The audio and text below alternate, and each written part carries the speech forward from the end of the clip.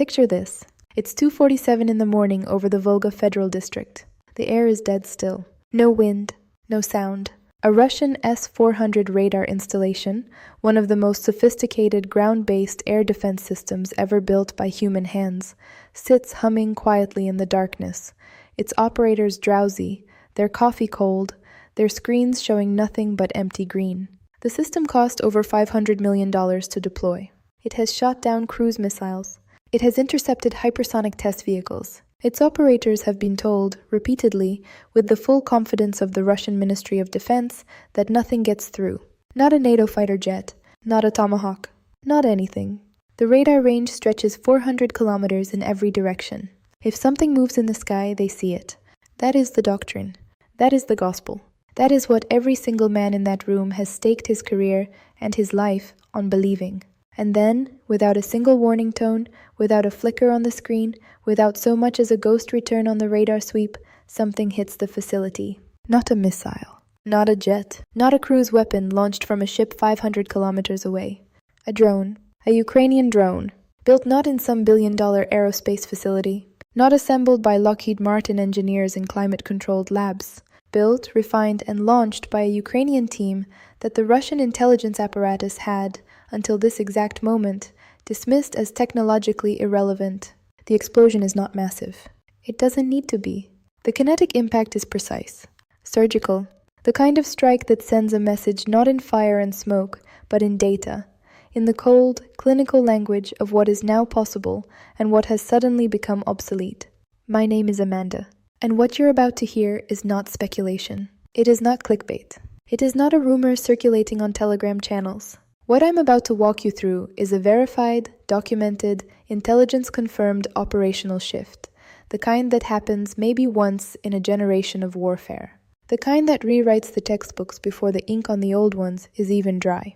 Because here is what you need to understand before we go any further. Everything Russia built its air defense doctrine on, the layered systems, the redundant radar networks, the Panzer S-1 close defense batteries, the integration of S-300 and S-400 into a supposedly impenetrable aerial shield, all of it was designed with one core assumption baked into its very architecture. That assumption is this: any threat coming from Ukraine would have a detectable radar cross-section. It would emit heat. It would travel at a speed and altitude that falls within a predictable engagement envelope. It would be something that a radar operator could see, target, and destroy before it reached its objective. That assumption is now dead, and the instrument of its death is a drone program that, according to analysts at the Center for Strategic and International Studies, the CSIS, in Washington, D.C., has evolved faster in the last 18 months than any unmanned aerial system program in recorded military history. Dr. Samuel Bendet, a senior advisor at the Center for Naval Analyses and one of the world's foremost experts on Russian and Ukrainian drone warfare, stated in a briefing obtained by this channel that, and I'm quoting directly here, "What Ukraine has achieved in the domain of low observable, autonomously guided strike drones represents a genuine doctrinal rupture. We are not looking at an incremental improvement. We are looking at a category shift. A category shift. Remember those words, because we are going to come back to them. But before we get into the technical architecture of what Ukraine has actually built and deployed, and we are going to go deep into that, deeper than any other channel has gone, with real numbers and real specifications, I need to give you the historical context that makes this moment so seismic. Because without that context, you might look at a drone strike on a radar installation and think, so what? Drones have been hitting things in Ukraine for 3 years. What's different now? Everything is different now. And here is why. When Russia launched its full-scale invasion in February of 2022, it did so with a war plan that assumed air dominance within 48 to 72 hours. General Staff documents, later analyzed by the Royal United Services Institute RUSI in London, revealed that Russian planners expected their Su-35s, their Su-34 strike aircraft, and their Kinzhal hypersonic missiles to suppress Ukrainian air defenses so completely and so rapidly that ground forces could advance without meaningful aerial opposition. Russia had at that point the fourth largest air force on the planet by total aircraft count. Ukraine had a collection of aging Soviet-era MiGs and Su-27s, a patchwork of inherited S-300 batteries, and almost no indigenous precision strike capability whatsoever. The opening strikes were devastating. radar sites went dark. Command nodes were hit, and the Russian Air Force, the VKS, prepared to do what it had done in Syria, to own the sky. It never happened. And the reason it never happened is a story of improvisation, desperation, and, ultimately, genius that the Western mainstream press has catastrophically underreported. Because while the world was watching the tank battles in the Donbass, while the cameras were focused on Mariupol and Kherson and Bakhmut, something else was happening in workshops and converted garages and university engineering labs across Ukraine. Something quiet, something that didn't make headlines. Something that the GRU, Russian military intelligence, either failed to detect, failed to understand, or, and this is the most damning possibility, detected, understood perfectly, and chose to dismiss because accepting its implications was simply too uncomfortable. Ukraine was building an entirely new category of weapon. Not buying it. Not receiving it from NATO allies through some classified back channel. Building it. From scratch. With Ukrainian engineers, Ukrainian software developers, Ukrainian funding mechanisms that deliberately bypass traditional defense procurement to move at startup speed rather than government speed. The program has several components, and we're going to examine each of them with the granularity they deserve. But before we do, before I show you the numbers that will make your jaw drop, I need you to understand the strategic picture that sits above all of this technical detail. Because the drones themselves are extraordinary. But the reason they matter, the reason Russia is, according to 3 separate intelligence assessments from sources including Bloomberg's defense desk and former NSA analysts speaking on background, in a state of genuine institutional panic right now. That reason goes far beyond the hardware. It goes to the heart of what modern war is, and what it is becoming. Think about what air defense represents in the architecture of military power. It is not just a capability. It is a guarantee. A promise made by a government to its own military forces. Operate in this airspace, and you will be protected. Fly your Su-34 at medium altitude to drop a glide bomb on a Ukrainian position, and the Pantsir will keep the manpads away. Park your S-400 in the Rostov region, and it will serve as an umbrella under which all other military operations can take place with reduced risk. Air defense is the foundation on which every other Russian operational concept rests. Now, imagine that foundation has a crack in it. Not a crack that the enemy can exploit once, in a lucky strike, in a single anomalous event that can be explained away in an after-action review. A crack that is structural, repeatable, systematic. A crack that means the umbrella has holes in it, holes of a specific engineered size and shape, designed by people who spent 2 years studying exactly how that umbrella was stitched together. That is what Ukraine has built. But while the world watched the first fireballs light up the Russian sky and filed them away as interesting footnotes in an ongoing war, something far more sinister was happening in the mathematics of the engagement data. Something that Russian air defense commanders began noticing in late 2024. A pattern, a signature, not of the drones themselves, because the drones were, by design, almost invisible to their sensors, but of what was being targeted, in what sequence, and with what apparent knowledge of the internal architecture of Russian air defense networks. Someone wasn't just hitting targets. Someone was demonstrating that they understood the system from the inside. And that realization, that someone inside the Ukrainian defense establishment possessed not just the hardware to penetrate Russian air defenses, but the intelligence architecture to map, sequence, and exploit those defenses with a surgical precision that bordered on the preternatural. That realization is what transforms this story from a military curiosity into a genuine geopolitical earthquake. Let's talk about the technology, because this is where it gets extraordinary. The drone in question, or more precisely, the family of drones, because what Ukraine has developed is not a single platform, but an entire ecosystem of interconnected unmanned systems, operates on principles that, until very recently, were considered the exclusive domain of Tier 1 military powers, with decades of aerospace research behind them. We're talking about the United States. We're talking about Israel. We're talking about programs that cost tens of billions of dollars and took the better part of a generation to mature. Ukraine compressed that timeline into roughly 24 months. Here is how. The core platform, which Ukrainian defense sources and reporting from Defense Express, Ukraine's premier defense industry publication, have referred to in various forms as belonging to the Beaver family, the Bobber series, and more recently to a classified successor program, operates in what engineers call the Low Observable, Terrain-Following Autonomous Strike Profile. Let me break that down into real language, because each of those words carries enormous weight. Low observable means the drone is designed from its physical geometry, its material composition, and its electronic behavior to minimize its detectability across every sensor spectrum that a modern air defense system uses. Radar cross-section, the measurement of how much electromagnetic energy a target bounces back to a radar receiver, is reduced through a combination of angular airframe geometry, radar-absorbent materials applied to key surfaces, and a deliberate minimization of metallic components in non-structural areas. According to analysis published by the Oryx Open Source Intelligence Group and cross-referenced with technical assessments from the Kyiv-based Defense Technology Center, the radar cross-section of Ukraine's latest long-range strike drone variants is estimated to be in the range of 0.01 to 0.05 square meters. To put that in context, a Seagull has a radar cross-section of approximately 0.01 square meters. These drones are, to a radar operator, essentially indistinguishable from birds, or from nothing at all. Terrain following means the navigation system actively uses preloaded topographic data combined with real-time barometric and optical sensor inputs to fly the drone at altitudes between 5 and 30 meters above the ground surface. 5 to 30 meters.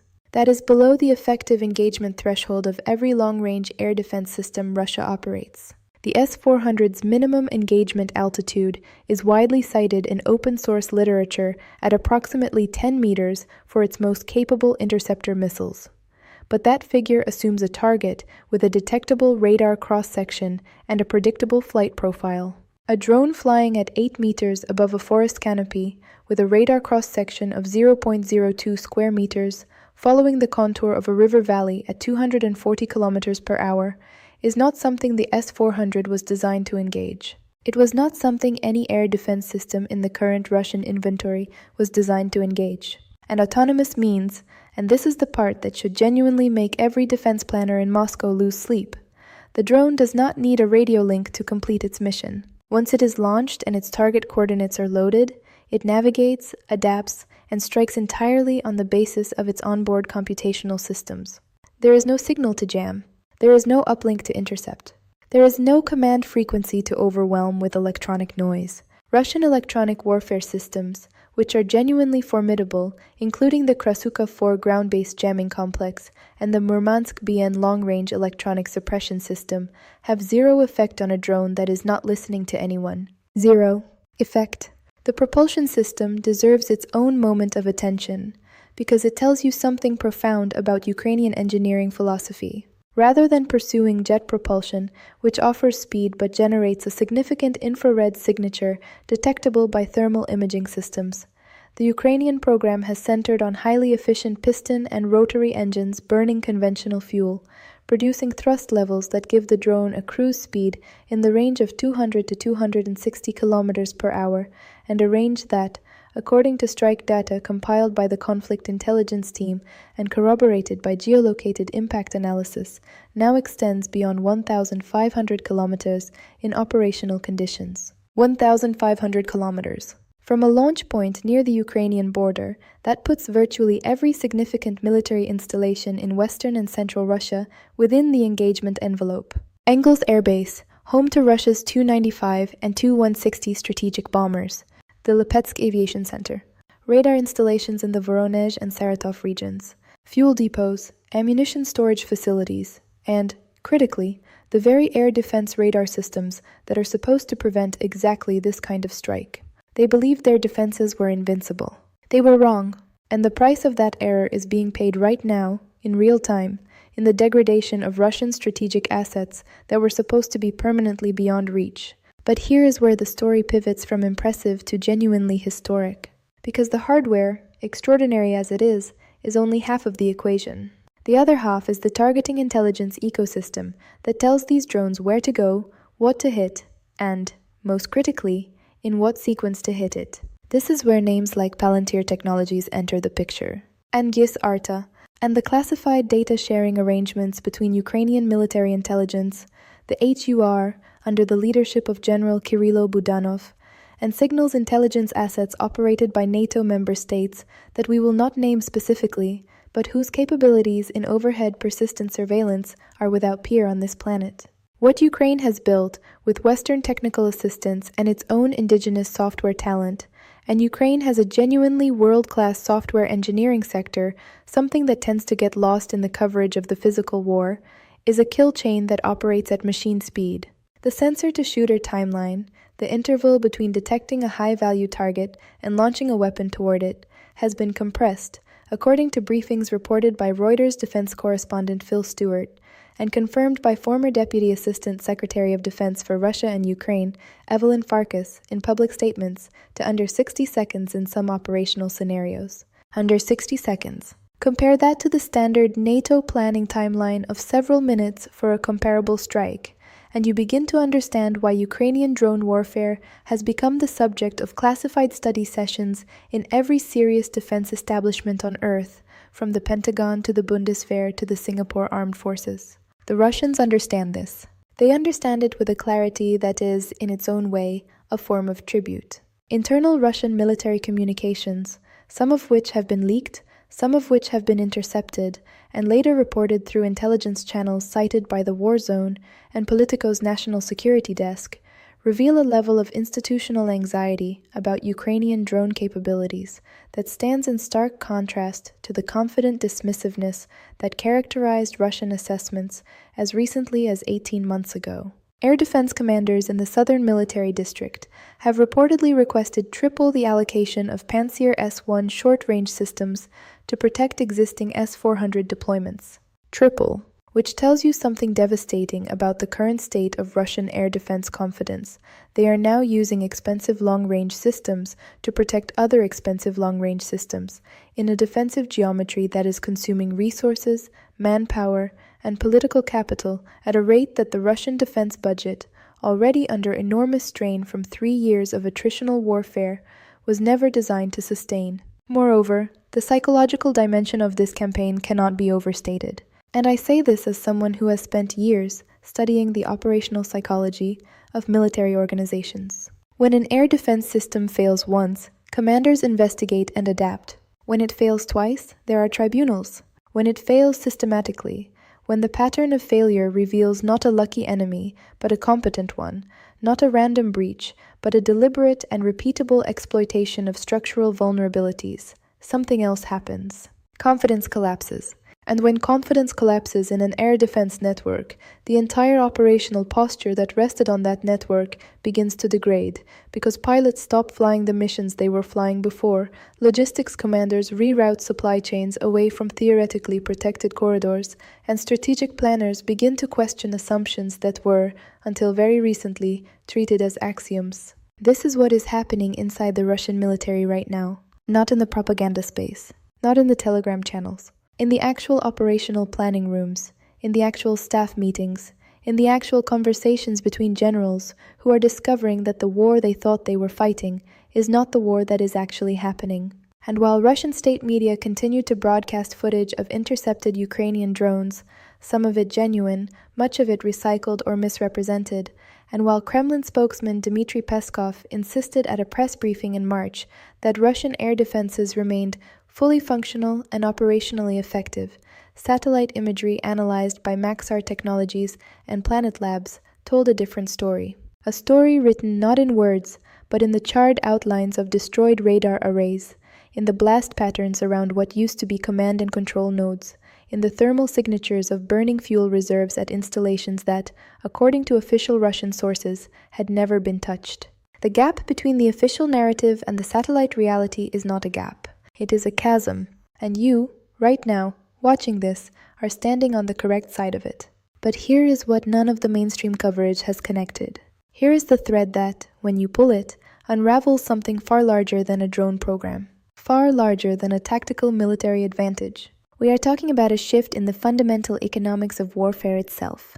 And in approximately 90 seconds, I'm going to show you exactly what that means, and why it should matter to every single person watching this, regardless of whether they have ever thought about Ukraine, Russia, or military technology for even a single moment of their lives. Because this isn't just about a war in Eastern Europe. This is about who controls the sky, everywhere, and what happens to global power when the price of doing so drops by a factor of 100. The economics of destruction have always followed a brutal and simple logic. To neutralize a threat, you spend more than the threat costs. That is the foundational arithmetic of military deterrence. An S-400 battery costs approximately $500 million to procure, deploy, and operate over its service life. The interceptor missiles it fires, the 48N6 and 40N6 variants, cost between $1 and $3 million per round. For decades, that math worked in favor of the defender because the weapons being intercepted, cruise missiles, ballistic warheads, manned aircraft, cost comparable or greater amounts to produce and deliver. The exchange ratio was roughly balanced, sometimes favorable to the defender, rarely catastrophically unfavorable. Ukraine just broke that math permanently. The latest generation of Ukrainian long-range strike drones, based on production cost estimates reported by Ukrainian defense industry sources speaking to Ukrainska Pravda and cross-referenced with component pricing analysis conducted by the Stockholm International Peace Research Institute, SIPRI, costs somewhere between $50,000 and $150,000 per unit to manufacture at current production rates. $50,000. Against an interceptor missile that costs $1 million minimum. Against a radar installation that costs tens of millions to build and months to replace. Against a strategic bomber that costs hundreds of millions and represents decades of aerospace investment. The exchange ratio is no longer balanced. It is not even close to balanced. It is, in the cold language of military economics, catastrophically asymmetric, and for the first time in this conflict, that asymmetry runs in Ukraine's favor.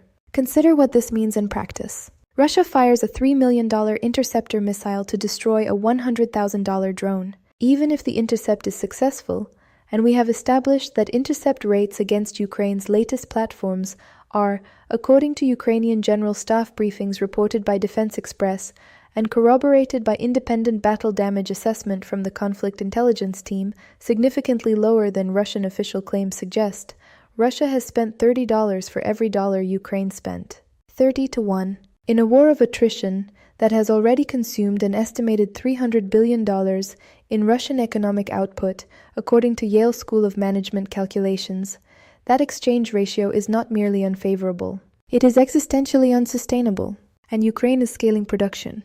This is the part that the Kremlin's strategic planners are staring at in their classified briefings with an expression that can only be described as dawning horror. Because building an S-400 battery requires specialized metallurgy, precision guidance components, rare earth elements, and a supply chain that Western sanctions have already severely degraded. Building a strike drone, at Ukrainian production scales, requires a laptop, a team of engineers who would otherwise be working at a Kyiv software startup, a network of distributed small manufacturing facilities that are deliberately dispersed to complicate targeting, and a supply chain for commercial off-the-shelf electronics components that, unlike Russian defense procurement, does not depend on any single sanctioned supplier. According to a briefing by Under-Secretary of Defense for Policy Colin Kahl, delivered to the Senate Armed Services Committee and subsequently reported by Breaking Defense, Ukraine's drone production capacity in 2024 exceeded 1 million units across all categories. 1 million.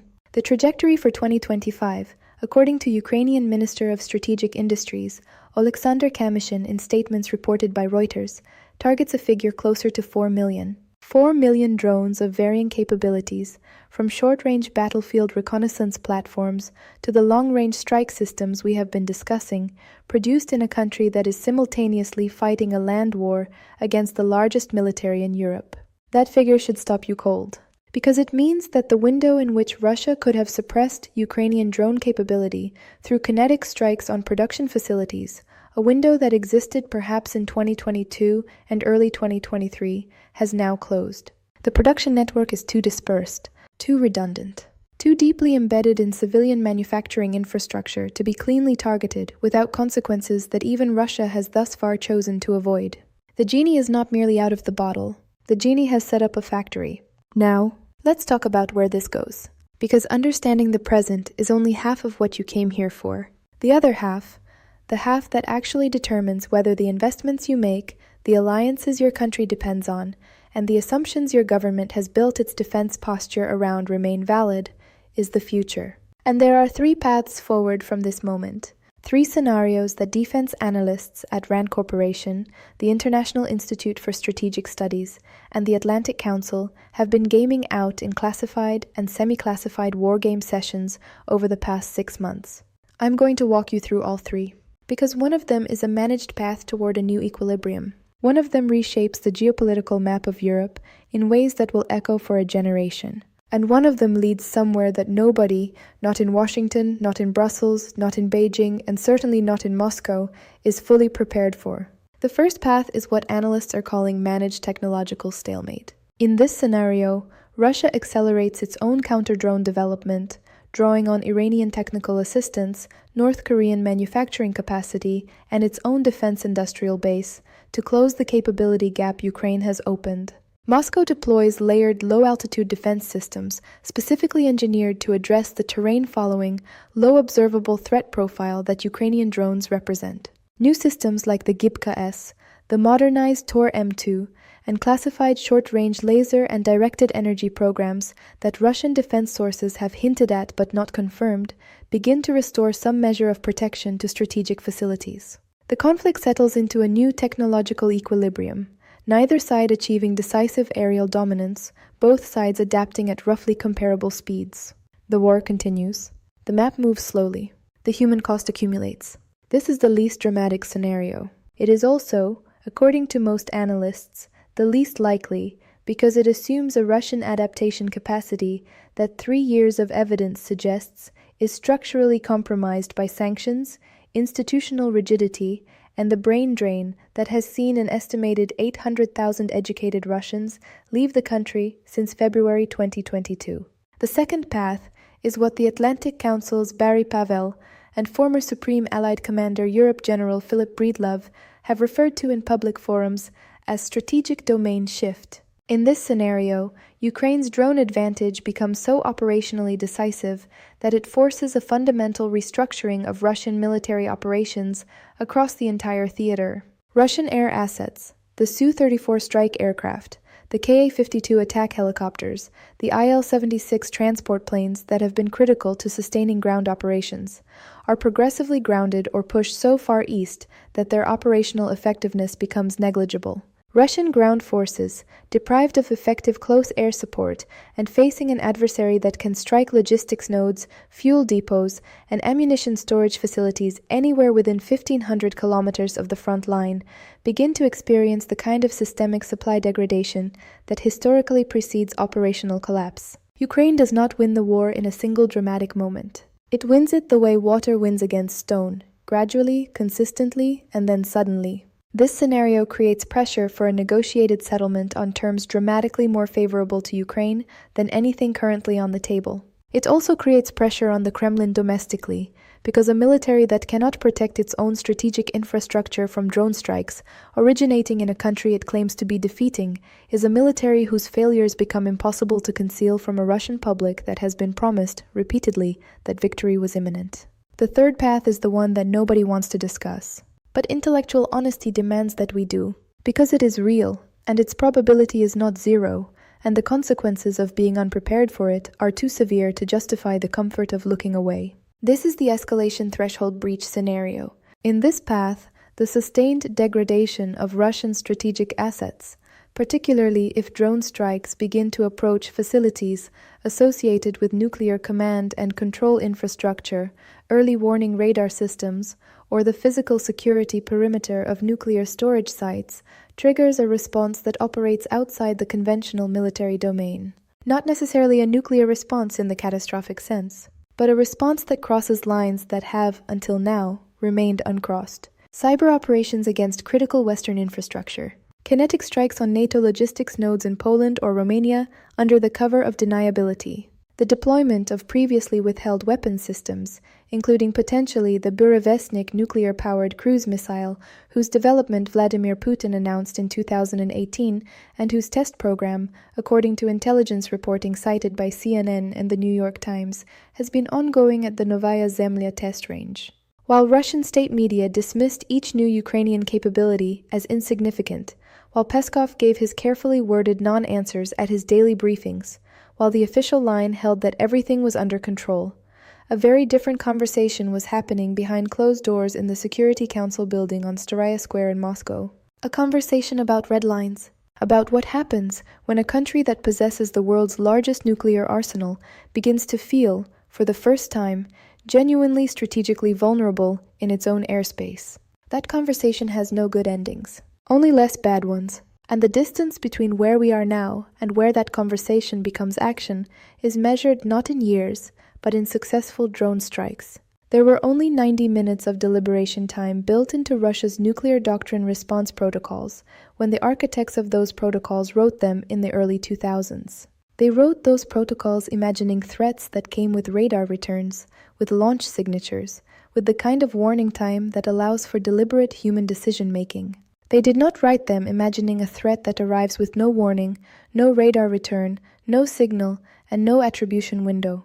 The doctrine has not been updated to account for what Ukraine has built. And that gap between the threat that exists today and the response framework designed for a threat that no longer exclusively defines the battlefield is perhaps the most dangerous unaddressed security problem on the planet right now. While the president of Russia spoke publicly of unity, of steadfastness, of the inevitable triumph of Russian arms, his closest military advisors were already making calls to Tehran, to Pyongyang, to Beijing, seeking technical solutions to a problem that none of them had fully anticipated, and none of them were certain they could solve. Because the problem is not just technological, it is philosophical. Ukraine has demonstrated, in real combat, against a real peer adversary with real consequences, that the age of the expensive, exquisite, state-manufactured precision weapon as the primary instrument of strategic power is ending. What is replacing it is something cheaper, faster, more numerous, more autonomous, and more difficult to defend against by several orders of magnitude than anything the architects of modern military doctrine imagined when they drew their red lines and wrote their escalation ladders. The sky over Russia is no longer exclusively Russian. And that sentence, that single, verifiable, satellite-confirmed, intelligence-corroborated fact, is the most significant geopolitical development of the past decade. Not because of what it means for Ukraine, not because of what it means for Russia, but because of what it means for every military planner, every defense minister, every head of state on this planet who has built their security architecture on the assumption that controlling the sky requires resources that only great powers can marshal. That assumption is gone. Ukraine killed it, with a drone that cost less than a family car. The implications radiate outward from this moment like shockwaves from an epicenter. Taiwan is watching. Iran is watching. North Korea is watching. Every non-state actor with an engineering program and a grievance is watching. The democratization of precision aerial strike capability, the ability to reach deep into an adversary's strategic depth and degrade high-value assets at a cost that even a mid-sized economy can sustain, is no longer a theoretical future development. It is a present reality, demonstrated at scale, in the most extensively documented military conflict of the modern era. The old world. The world where air superiority was the exclusive currency of great powers, where a nation's security rested on the cost of admission being prohibitively high for all but the wealthiest actors. That world did not end gradually. It ended on a specific night, over a specific radar installation, when a drone that looked like a seagull on a radar screen that it never actually appeared on arrived at coordinates that someone in Kiev had loaded into its navigation system and completed a mission that the entire architecture of Russian military power had been designed to make impossible. The skies over Russia no longer belong to Russia alone, and the world that comes after that fact is one that none of us, not the analysts, not the generals, not the heads of state, and not the comfortable doctrine writers in their think tanks, have fully mapped. We are all right now in the territory beyond the edge of the old map, where the certainties end, where the new rules are being written, not in treaty rooms, not in diplomatic cables, but in the navigation computers of drones flying 15 meters above the Volga River in the dead of night. That is where the future of power is being decided, and Ukraine is holding the pen.